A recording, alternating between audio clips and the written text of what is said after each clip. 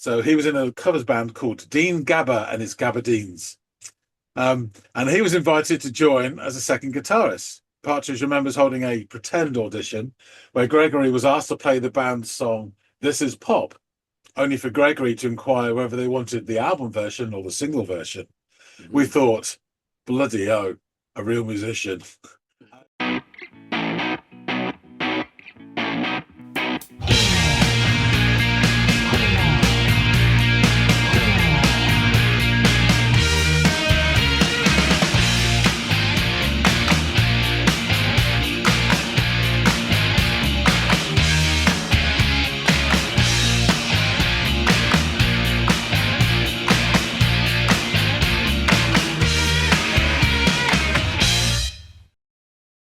Hey everybody out there, welcome back to another installment of the Audiophiles. It's Andy, it's John, and it's time to listen to some music.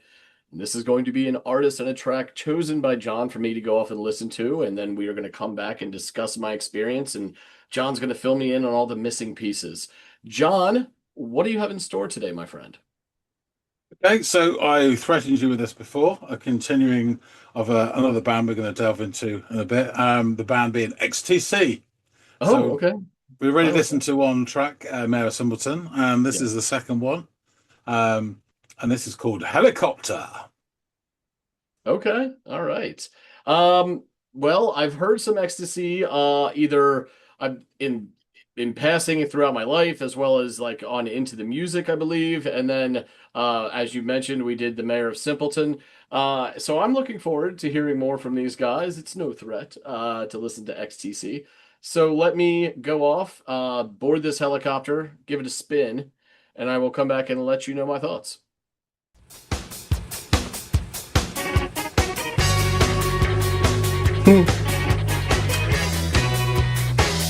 Very bouncy.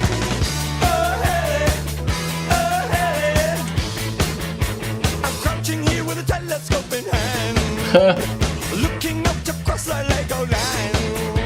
I really think it's about time that she came down.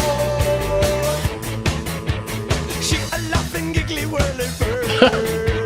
She got to be obscene to be upper. This is a big ball of energy. It's quite manic, actually, but it also has like these shades of. Oh, I know we've done XTC before, and I've heard some of their stuff outside of this experiment we have going on with John and I. And I have to say, like, in this song in particular, I'm definitely hearing the sounds that would, I assume, go on to influence a lot of that like early 2000s indie rock renaissance that we had unfold. Like I hear this and I can hear Franz Ferdinand or Hot Hot Heat or bands like that, and extrapolate that they pulled from this a lot of influence in their sound, which is always fun to hear. You know what I mean? Maybe I'm wrong. Maybe those bands thought nothing of XTC, but I wouldn't be surprised in the least to hear that these guys and their sound is what influenced that movement some 20 or 25 years later or whatever it is, Yeah, really, really fun, bouncy, good stuff. I really think it's about time that she came down. And I object to all the airmail that she picked up, the airmail that she picked up, the airmail that she picked up. Oh, when she's up there twirling round, just like a helicopter, copter, landing on the town. It's about time that I stop her, when she's up there twirling round.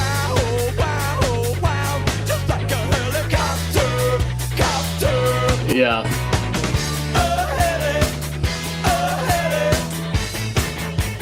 Now she's away from convent, she's gone wild. She's grown from a nice young lady to a child. I really think it's about time that she came down. This is interesting. I don't know if this is like a classic example of like, a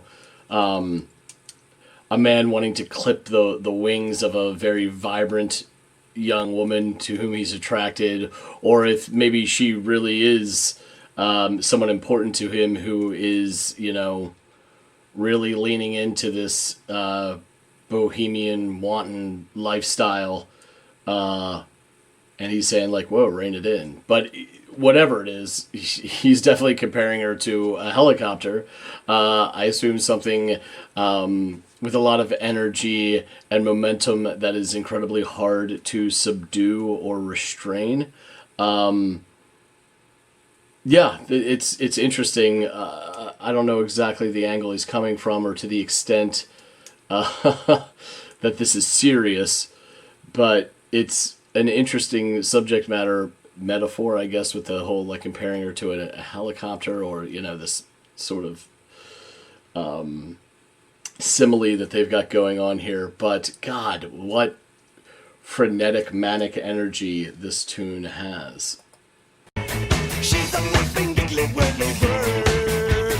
She got to be unseen to be unheard.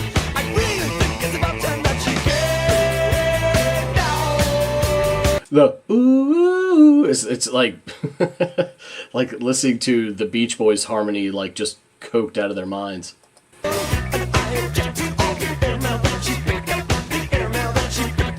This airmail part. When she's up there twirling round, just like a helicopter, she's landing on the town. It's about time that I stop her. Very punchy. Twirling round, wow, wow, just like a helicopter.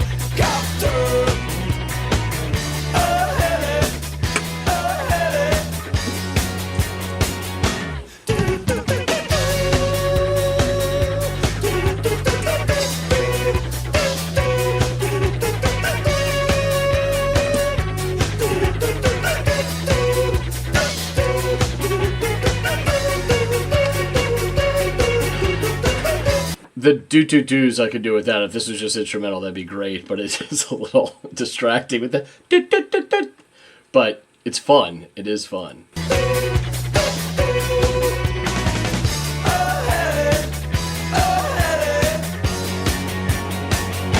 When she's up there twirling round, just like a helicopter, she's landing on the town. It's about time that I stop her. When she's up there twirling round, just like a helicopter.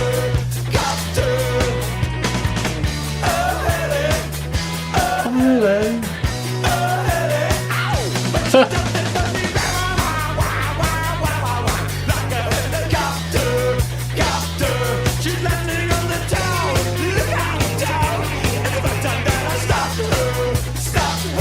When she's up there floating round.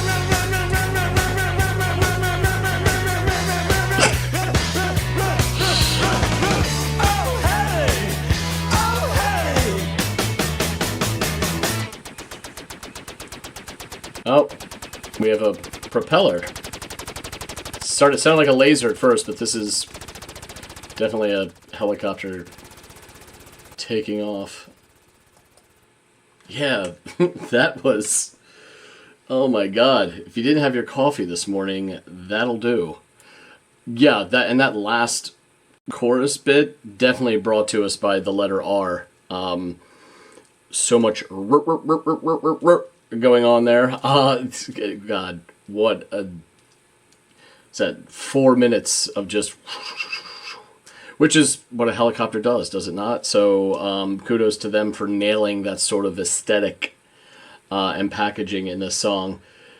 Yeah, this is a lot of fun. A bit manic, and by a bit I mean a lot of bit. But interesting and fun, and definitely does remind me of stuff that we would kind of hear repurposed or repackaged, or kind of like taken and then manipulated and put a new spin on later in that kind of indie rock revival that we landed on, which is one of my favorite times in music. So I'd kind of respect them if that is the case, that this would go on to to influence other artists.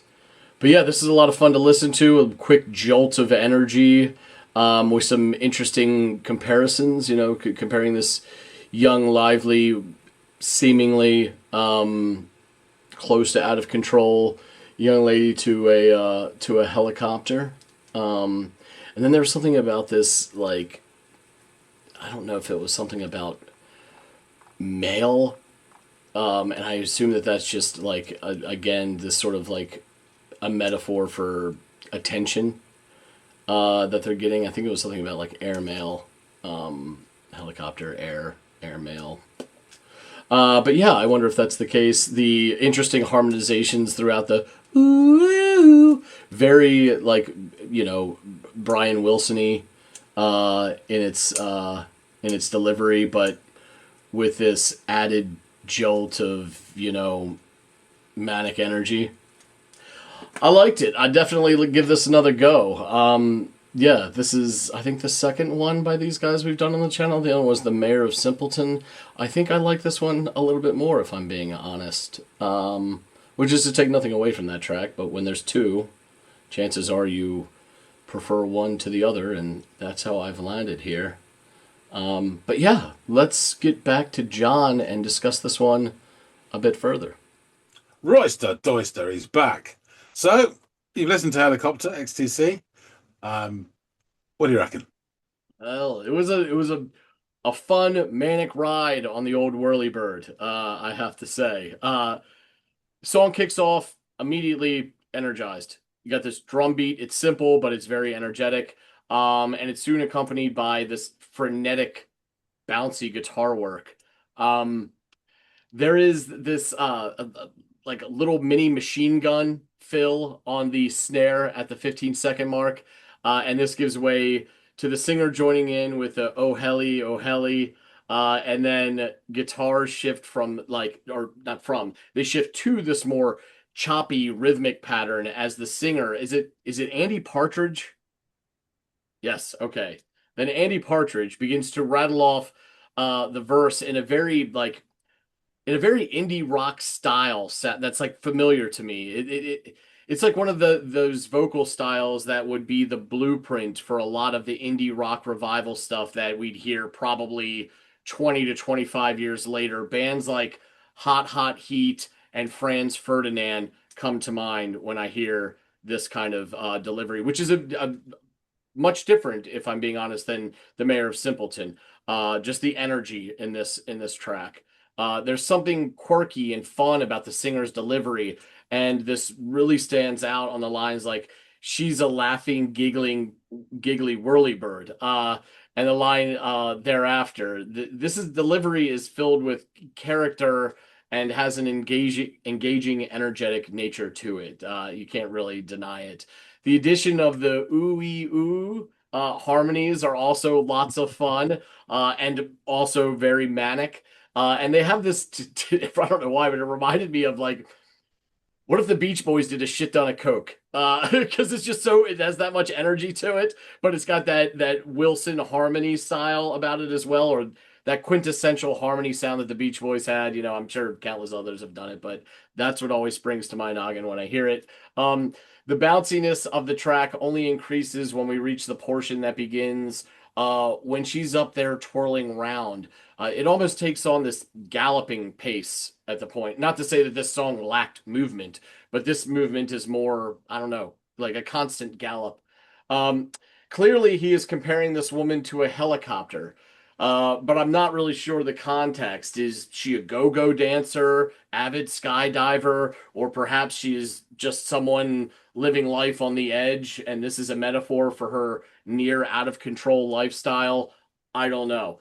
But it sounds, bits and pieces of it could be any of those things, but I didn't get the full picture, so I'm hoping you can kind of bring that into focus for me when the time comes. The almost tumbling cadence of the line, now she's away from Covenant, she's gone wild. It just, the way it spills from him, again, very fun and engaging, but again, really underscores the frenzied nature of this tune. The whole thing is really just a bundle of energy. He also mentions that she's grown from a nice young lady to a child. and echoes his sentiments from earlier about thinking it's time that, she came down. We then get lines about him objecting to her picking up all this airmail. Again, really fun, almost rhythmic delivery, but I'm not like for certain what he means, though. If I had to venture a guess, I would assume this is some sort of allusion or metaphor for like attention from others that he's not too keen on, or dare I say, jealous of. So that was the best dot connecting I could do with that line. Go ahead, John. Just to say, you wouldn't know until you read the lyrics, but airmail is written AIR, but MALE rather than MAIL. So it's air mail. Right. Yeah, and that doesn't Very simple pun, but yeah. Yeah, I get it. I get it. So attention from other men is what it sounds like it's boiling down to. So perhaps I was right about okay, I got you. The attention of others coming in the form of these airmail. Okay. So we then get treated to another chorus. There's this again tumbling, descending little bass line, and that's super fun. And yet another example of the loony musical nature of this track. I will admit though that the only part that really I didn't like that much was how much they leaned into the do during that portion where they just vocalized for a bit. It just not my favorite choice in the whole song, but not enough to make me not like the track. I actually had a lot of fun with this one. Thankfully, it's pretty short-lived, and then this gives way to another chorus, at the end of which he sings, "Oh Helly, oh Helly, oh Helly." This refrain we've grown accustomed to, but he signs off with this animated and quite comical, like, whoa! This, only to add more campy cheesiness to the whole thing, but it made me like audibly chuckle. So they repeat the chorus, and this iteration of it is clearly brought to us by the letter R, like on Sesame Street. Certain, where every episode is brought to you by a certain letter or number. This song, certainly this part, is brought to you by the letter R. He really leans into it a lot. He almost seems like he's stuck buffering every couple times when he's singing the word round. A couple more "Oh Hellies" give way to this rapid fire snare strike, and then some interesting, at first what sounds like lasers to me, but then as it 2 seconds after that, I start to understand that this is the winding up quickly of like a propeller, gaining momentum as the song sort of fades into completion there. So yeah, this song was a manic ball of fun, and yes, while quirky and energetic, it's serious. I seriously did it seriously conjured in me this notion of what the music was that inspired the indie renaissance that would come along in the early to mid 2000s, which, as I'm sure you know by now, is one of my favorite times in music during my lifetime. So of course, this was a winner in my book. It's always fun to connect historical dots and music trends, particularly from times before my existence to the peaks of my musical enjoyment of my life, to be like, oh, it came from that. I can do that with almost any era of the Beatles, but it is great to hear some of these other bands that I'm only like a little familiar with or not at all, and to hear and be like, holy shit, okay, these guys were clearly a big. I mean, we had this recently with when I heard Keel Timing in the beginning of one of the tracks. I'm like, holy shit, this is a Manchester orchestra. I never would have thought that I would have heard that. So yeah, something similar happened here as well. Always love that, those sort of epiphanies that I have that you provide me in the way of these older tracks that I'm not so familiar with. So please tell me a bit more about this track, the album, and perhaps anything about the group that we've yet to cover on the channel. Thank you, Andy. Yes, as you said, and I said before, we have previously covered XTC with the episode Mayor of Simpleton. I went in quite some detail about the band's beginnings and various things that befell them. So I'll put a link in below. You can go back and check that out. I will just concentrate on this album. This comes from Drums and Wires, third studio album by XTC, released in 1979. So those synthesizer replications of a whirling helicopter blade. That was state of the art back then. I mean, 1979, that was wow. Um, that's yeah, unbelievable. So yeah, the album itself was named for its emphasis on guitars, wires, and expansive sounding drums. And it features a mixture of pop, art rock, new wave, and sort of punky post-punk styles with a lot of rhythmic interplay between the two guitarists. So personnel for this is Andy Partridge, vocals, guitar, synth, percussion. Colin Moulding, vocals, bass. Dave Gregory, guitar, background vocals. And Terry Chambers, drums. This album was the first album recorded with guitarist Dave Gregory, who had replaced keyboardist Barry Andrews earlier with 79. So they brought out two albums prior to this. First one was interesting, quirky. Second one was even more quirky. Not great commercial successes, but got acclaim from the critics.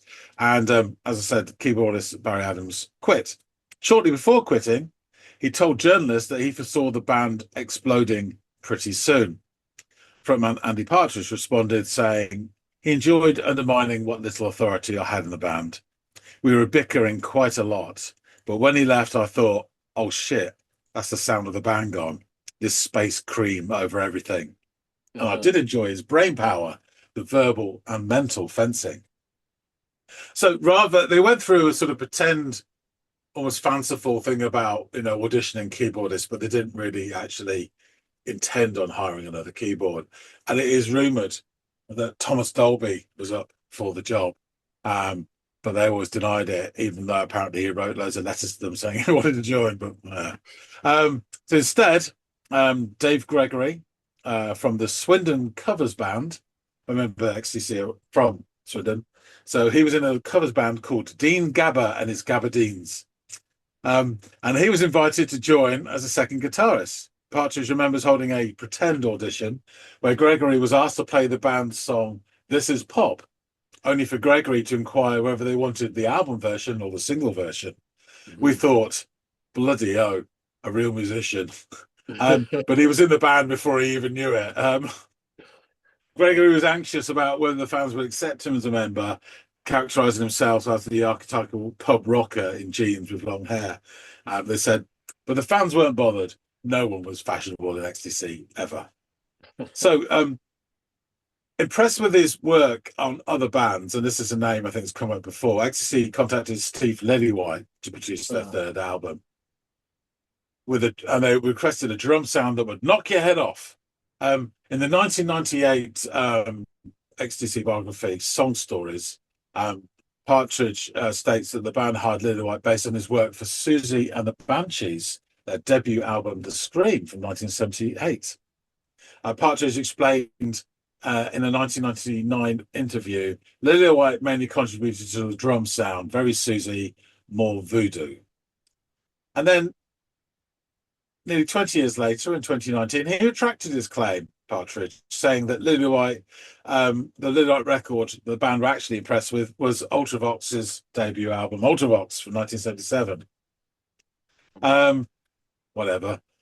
Partridge actually came up with the concept for the album's iconic as a great of its time sort of cover art. He remembers, which is not necessarily always the truth, I quite like the idea of the letters, the X, the T, and the C, and a little underline. They're actually making the features of a face. So I did a rough version, and we were in the studio, and I didn't have time to do any finished artwork. And we got together with a girl. I think she was working at Design's Clinic, which is Virgin's in-house art department at the time, who did a lot of our sleeves. And I said, okay, here's a sketch. I want it done in real primary colours.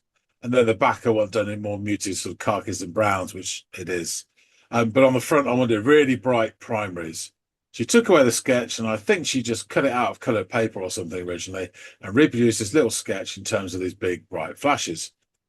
The girl in question was Jill Mumford, established designer who had already designed the cover for Susan the Banshees' debut album, The Screen, that we already spoke about. So, there you go. Drums and Wires reached number 34 in the UK album charts. and number 176 in the US Billboard charts, first album to chart over in America. Their lead single and the album's opening track, "Making Plans for Nigel," reached number 17 in the UK singles chart and marked the band's first commercial breakthrough. And I do actually remember that song coming out at the time and being in the charts and thinking it was very strange and interesting as a 9-year-old. So Far Out magazine says, now hailed as the band's magnum opus, it's not hard to heed why. Drums and Wires represents a band truly finding their form whilst honing all of XTC's disparate influences. Dissonant yet melodic, serious yet playful, it is an art rock masterpiece in every sense of the word. Across 46 minutes, XTC provides you with a lyrical and sonic journey touching on every facet of British life. And many of these themes are still relevant today. It is what makes this such an enduring work.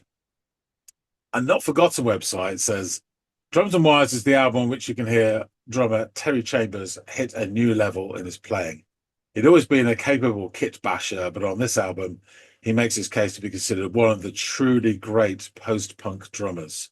The whole band are improved players on Drums and Wires, but no one more than Terry Chambers.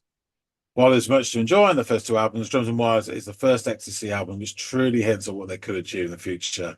The next few years received further hit singles and upward sales trajectory before Partridge's anxiety forced them off the road as a touring concern, leading to Chambers quitting the band, plummeting sales, all while quietly becoming the best band of the 80s. So there you go. Yeah, it's really a quintessential British sound to this, English even. And yeah, there's some interesting bits which I'll get onto about that. So, lyrics.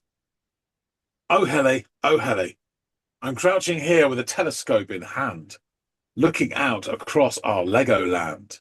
I really think it's about time that she came down. She's a laughing, giggling whirly bird. She's got to be obscene to be obheard. I really think that it's about time that she came down. And I object to all the ammo that she pick up, all the ammo that she pick up, the ammo that she pick up. Oh, when she's up there twirling round, just like a copter. She's landing on the town. It's about time that I stopped her. When she's up there twirling round and round and round, just like a helicopter. Oh, Helly. Now she's away from the convent. She's gone wild. She's grown from a nice young lady to a child. I really think it's about time that she came down. She's a laughing, giggling whirly bird. She's got to be seen to be obheard. I really think it's about time that she came down. And I object to all the ammo that she pick up, all the ammo that she pick up, the ammo that she she's going round. Oh, hey, instrumental break. Oh, Helly. Then she's up there, down, helicopter round. Oh, Helly, up there, twirling, round. Oh, Helly. There you go. Because it's just ready to repeat itself twice more, same section 3 times. I think this is a wonderful song. As you say, it's full of energy, etc. I think when you listen, the 2 guitars in each can are just quintessential post-punk. It's some of the really great guitar work, and it's just really interesting and angular and all that, and they fit together so well. It's wonderful. And the song does repeat itself and goes around once too often, probably, I should say. But apart from that, I think it's absolutely fantastic. So this is from altrockchick.com. This is her, ladies, the lady who wrote this, her particular take on this. The Wikipedia page for Drums and Wires cites Neville Farmer's out-of-print book, XTC Song Stories, that I quoted earlier, as a source of the song's inspiration, saying, Helicopter was inspired by Partridge's childhood memory of a 1960s magazine advertisement for Lego toys. The justification for this claim can be found in the first verse. I'm crouching here with a telescope in hand / looking out across our Lego land. While that might be the spark that ignited the flame, the reference to Lego merely establishes the scene of the crime, likely a neighbourhood of council houses, but has next to nothing to do with the song's meaning. Helicopter extends the theme of parental control. Now, the previous track, the opener, this is the second track in the album, the aforementioned lead single, Making Plans for Nigel, is written from the point of view of some concern, someone may say controlling parents about the titular character, Nigel. But in this case, Daddy is having a hard time controlling a daughter determined to compensate for the repressive experience of their Catholic boarding school convent by transforming himself into the Queen of Sluttery. Andy plays Dad, telescope in hand, loading his vocal with close to bursting anxiety over his daughter's escapades, using playful language marked by clever euphemisms. She says here, Andy's manic performance gives me the giggles, and the stutter-cut rhythm pattern enforces the song's wacky humour. Please know that Andy uses the helicopter metaphor to describe the girl's tendency to hop from bed to bed, and sort of picking up all the airmail. But there is no connection to the sexual technique known as the helicopter position. If you're interested in exploring that particular bit of sexual acrobatics, I refer you to the Bad Girls Bible for step-by-step instructions. But guys, if you break your dick in the process, don't come crying to me. So there you go. Wise words. Note to self. Drums and Wires became probably the best known of XTC's discography, and is considered their first great record. I think most fans would say there's a run of 3, maybe 4 that are absolutely outstanding albums. And it's take your pick. My current favourite XTC album is probably Black Sea. This one follows this. But then I listen to this, and it's probably this is my favourite. They're so close. Right. Gregory did not think that he would remain with the band, having just joined. He said, I don't think I took my role in Ecstasy seriously, right up to English Settlement, which is the one after. Drums and Wires was just great fun to me. The next thing we knew, we were getting 4-star reviews in all the papers. How did that happen? And in Moulding's recollection, up until that point, we were reviewed as a poor man's Talking Heads or something. People called us quirky, but when we came out with Drums and Wires, it was like a different band, really. Mainly that was probably my fault. He was surprised when the label began choosing his songs instead of Partridge's as singles. Making Plans for Nigel. Partridge felt that he was losing the band's leadership and attempted to exert more authority in the group, which didn't last that long. And the producers, Lily White and Padgham, returned for the band's follow-up album, Black Sea, 1980. More on that later. So there you go. This is an album track, but I think it's got a great sound to it. And this gives you, as the sort of casual listener, you heard Mayor Simpleton, then you hear this, you can hear the difference. And and also the influence that this sound would have had on later bands, particularly British bands. But yeah, that sort of post-punk revival. Absolutely. From the for the noughties, yeah. It was one of the first things that cool. stood out to me about the track, to be honest with you, was that oh my God, this is clearly a predecessor to shit that I am really familiar with. It's interesting that you mentioned Steve Lillywhite, because this guy has had his finger in everything. It sounds like, I mean, if he was doing, he was clearly doing stuff before XTC. They came on his radar. He wanted to collaborate with them. All the way up like 2001, Dave Matthews Band has an album literally called the Lillywhite Sessions that he worked on with them. So just to hear how, just to hold that up as a comparison of how long, the longevity of the man's career and the variation within the oeuvre of his works and bands with whom he's worked is just really impressive. This guy's been through a lot and done a lot. First 3 U2 albums as well. Yeah, you're right. He was that's incredible. Yeah. It is. He's done a lot. Just get about this album briefly before I wrap things up. This really is a great album. And it has, I think, about 4 of the songs in there are written by Moulding, the rest are by Partridge. He does have that singular British. I spoke on a reaction recently about, I heard this and I said, oh, that sounds like American new wave, the way he sings as sort of this sort of knowing quirkiness. And I think Partridge is the British version of that. And you might lazily say David Byrne, but and there's some great stuff. Like there's a song called When You're Near Me, I Have Difficulty. And he sings, "When you're near me, I have difficulty respirating," and it's stuff like that. It's just the Yeah. way he delivers it. It's just really interesting.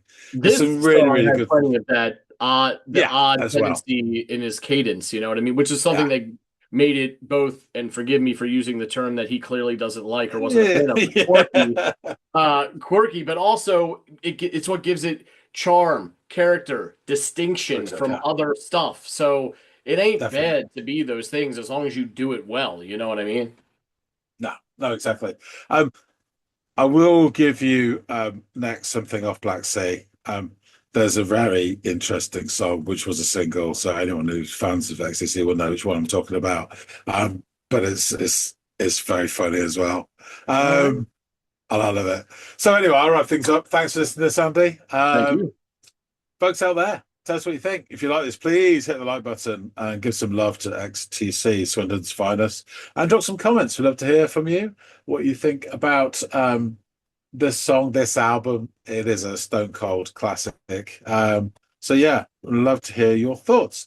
If you haven't subscribed already, please do. You don't want to miss out on the XTC gravy train. Actually, it doesn't matter if you subscribe or not, you can still watch it, but don't tell anyone that. We really appreciate everybody who does support the channel. That being said, thanks again so much for watching, and we'll see all of you on the next episode of the Audiophiles. See you later, guys.